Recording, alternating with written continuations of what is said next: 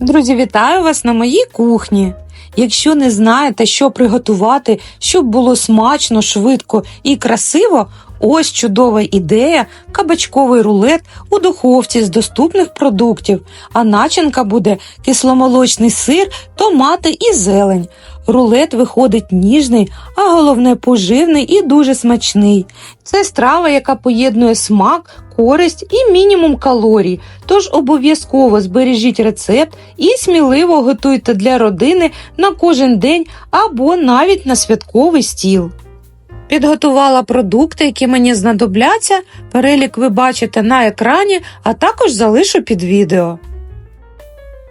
Друзі, це дуже смачна страва і насправді готується дуже швидко і легко. Ось дивіться, у мене 2 кабачки, я почистила і натираю на тертушку. Далі треба додати трохи солі, щоб кабачки пустили сік, і віджати його, бо він нам зараз не буде потрібен. Ось так перемішую і відставляю поки у бік на хвилин 5-10. Далі в іншій мисочці 4 яйця, трохи солі і все це збовтаю.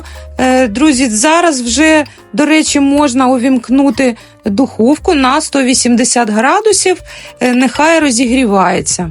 І тепер сметанка і борошно, дивіться, я дивлюся, бо кожен раз, знаєте, буває по-різному, додаю розпушувач одразу і просіюю все разом. Зараз подивлюся і додаю ще трохи борошна і перемішую і дивлюся консистенцію. Ось, дивіться, ось така повинна бути консистенція тіста. Ну і далі підготую овочі. В мене 2 таких середніх помідорчики, нарізаю дрібним кубиком. І далі зелень. Ви можете використовувати будь-яку зелень, яка вам подобається. В мене кріп, я люблю з такою зеленню. І далі пройшло в мене хвилин 10, віджимаю зайвий сік. Ось дивіться, скільки його вичавилося.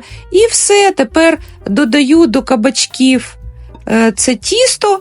І все, друзі, ось подивіться, яка краса.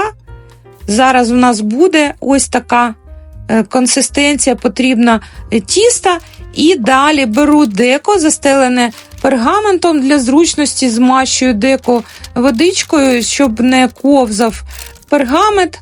Якраз духовка вже розігрілася, і викладаю тісто на деко, так от розподіляю, намагаюся тісто розтягнути таким чином, щоб товщина шару тіста була приблизно однакова. Все ставлю у духовку 180 градусів, десь хвилин 25 в мене зазвичай це займає, дивіться по своїй духовці.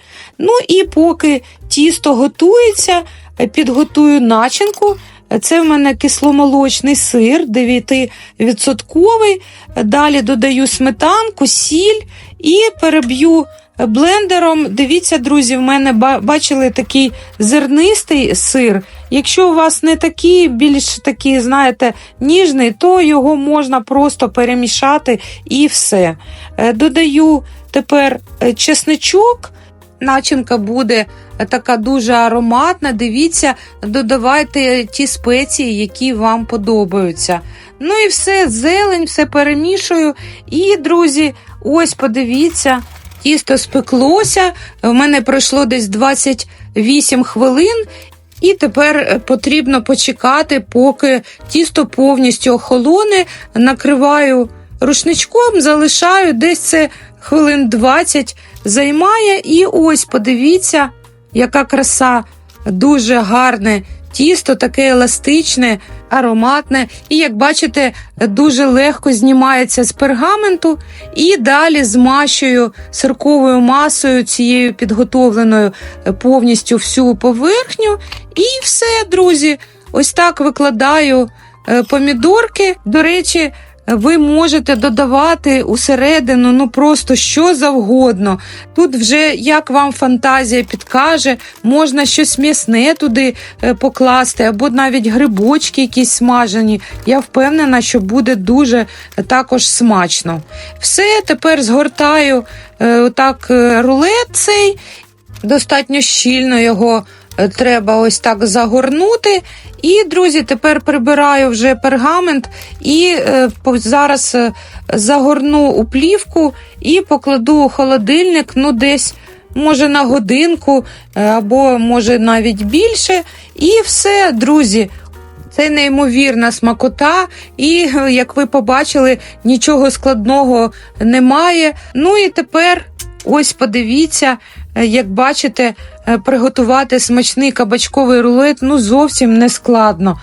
Прості сезонні продукти, мінімум зусиль, ну і результат, як бачите, перевершує просто всі очікування. Ну хіба не краса, подивіться. Рулет вийшов ніжний, ароматний, із приємною текстурою та насиченим смаком. І така страва чудово підійде і для щоденного меню, і для гостей.